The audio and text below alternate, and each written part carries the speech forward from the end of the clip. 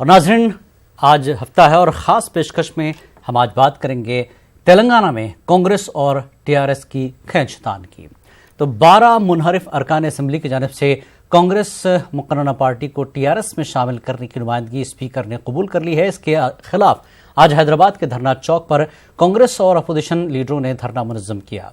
Congress leader हुकूमत के मुबैना गैर जमहूरी तर्ज अमल के खिलाफ 36 घंटे की भूख हड़ताल कर रहे हैं। इस मुजाहरे में कांग्रेस के रियासती उमूर के इंचार्ज कुंत्या भी शामिल हुए हैं। कांग्रेस लीडरों ने कहा कि केसीआर ने दलित को चीफ मिनिस्टर बनाने का वादा तो पूरा नहीं किया, लेकिन अब दलित लीडरों को खरीदने का शर्मनाक तरीका अपनाया है। उधर प्रोफेसर कोदंडाराम ने कहा कि तमाम लीडर हुक्मरान जमात में जम हो जाएं तो अवाम के हक में बात करने वाला नहीं होगा।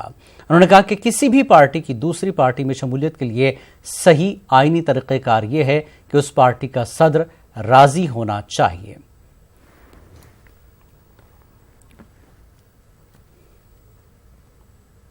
तो बहरहाल जिस तरह से कांग्रेस की अरकान की खींचतान चल रही है टीआरएस में, इन तमाम चीज़ों को लेकर असदुद्दीन ओवैसी ने इस पूरे मामले पर क्या कुछ कहा, आइए सुनते हैं।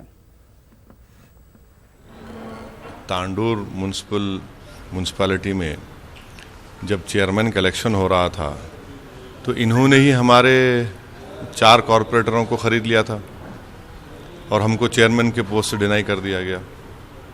जब उनको सब याद नहीं आया, यहाँ पर तेलंगाना में कई हमारे कॉरपोरेटरों को ले लिए, जब उनको याद नहीं आया तो अंग्रेज़ी की जो कहावत है ना कि what goes round comes around, तो अब उनको बड़ी तकलीफ़ हो रही है। दूसरी बात यह है कि जब स्पीकर तेलंगाना ने फैसला लिया है तो वो उनको तो इख्तियार है एक्ट के लिहाज से, और हम स्पीकर तेलंगाना से ये गुजारिश करेंगे कि क्योंकि एमआईएम सेकेंड लार्जेस्ट पार्टी है और एमआईएम को लीडर ऑफ अपोजिशन का पोस्ट मिलना चाहिए। तीसरी बात यह है कि दिल्ली असेंबली में 70 की विधानसभा है, 70 एमएलएस की, उसमें बीजेपी के 3 एमएलए हैं, तब भी उनको दिया गया ना। अब जब एमआईएम के साथ हैं तो हम स्पीकर तेलंगाना से रिक्वेस्ट करेंगे कि आप हमको लीडर ऑफ अपोजिशन का हमारे पार्टी को पोस्ट दीजिए, क्योंकि हमारा नंबर कांग्रेस से बढ़कर है। और कांग्रेस मुकर्ररा पार्टी को टीआरएस में शामिल करने पर कांग्रेस लीडर बरहमी जाहिर कर रहे हैं। जुमेरात को 12 कांग्रेस अरकान असेंबली ने स्पीकर से मुलाकात करते हुए कांग्रेस लेजिस्लेचर पार्टी को टीआरएस में शामिल कर लेने की गुजारिश की थी। स्पीकर ने मुनहरिफ कांग्रेस अरकान की नुमाइंदगी को कबूल कर लिया। अब तेलंगाना में कांग्रेस अपोजिशन पार्टी का मौक़िफ़ खो चुकी है। 119 नशिस्तों वाली तेलंगाना असेंबली में कांग्रेस अरकान की तादाद 18 थी, लेकिन अब कांग्रेस के सिर्फ 6 अरकान असेंबली में बाकी रह गए। ऐसे में मजलिस इत्तेहादुल मुस्लिमीन बड़ी अपोजिशन जमात के तौर पर उभरी है। नाज़रीन, आपको बता दें कि असेंबली में मजलिस के अरकान की तादाद 7 है। टीआरएस कह रही है कि कांग्रेस के मुनहरिफ अरकान ने आईनी हक का इस्तेमाल किया है। टीआरएस के मुताबिक जिला और मंडल परिषद इंतखाबात के नतीजों से यह साबित हो गया है कि अवाम टीआरएस के साथ है। कांग्रेस अरकान को खरीदने के इल्जामात को भी टीआरएस ने मुस्तरद कर दिया है, जबकि कांग्रेस ने मुनहरिफ अरकान को टीआरएस के टिकट पर जिताने का हुक्मरान पार्टी को चैलेंज दिया है। कांग्रेस के अरकान को मुस्ताफी करवाकर नए सिरे से इंतखाबात कराते हुए इन्हें फातेह बनाने के चैलेंज को टीआरएस ने कबूल नहीं किया।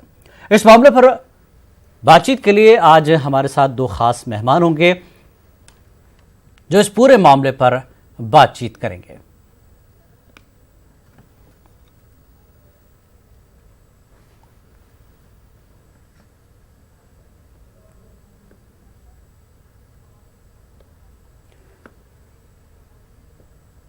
तो बहरहाल इस वक्त तेलंगाना में असेंबली इंतखाबात से कबल जिस तरह की टीआरएस की कोशिशें चल रही थी कि हालांकि एक नारा दिया गया था पूरे मुल्क में जब बीजेपी उभर रही थी 2014 में कि कांग्रेस मुक्त भारत, लेकिन यहां तेलंगाना में इस नारे का इस्तेमाल अगर किसी ने किया है तो वो टीआरएस के चीफ केसीआर ने इस पूरे नारे को इस्तेमाल किया, यानी कांग्रेस मुक्त तेलंगाना की तस्वीर बनाने की पूरी कोशिश की टीआरएस लीडर ने, टीआरएस रहनुमा ने।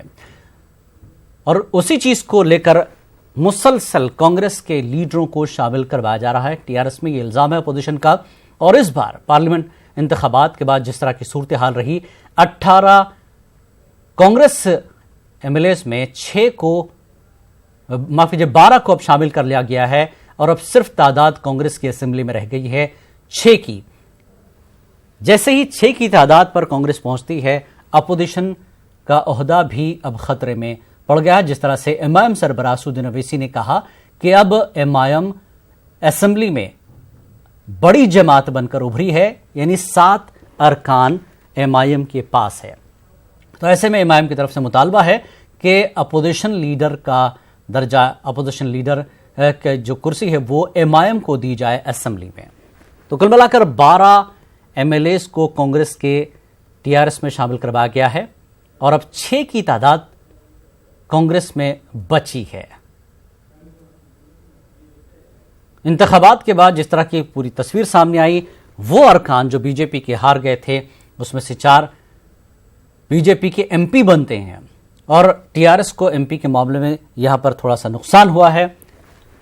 लेकिन जहां तक असेंबली में तादाद की बात है, लगातार टीआरएस में एमएलए का शामिल होना, कांग्रेस एमएलए का शामिल होना टीआरएस में, ये जमहूरियत के लिए कैसे देखा जाता है, किस तरह की सूरत हाल पूरे तेलंगाना में बन रही है, इस मुद्दे पर हम बातचीत करेंगे। यहां पर रुकेंगे एक छोटे से ब्रेक के लिए। ब्रेक के बाद इस पूरे मुद्दे पर बातचीत होगी।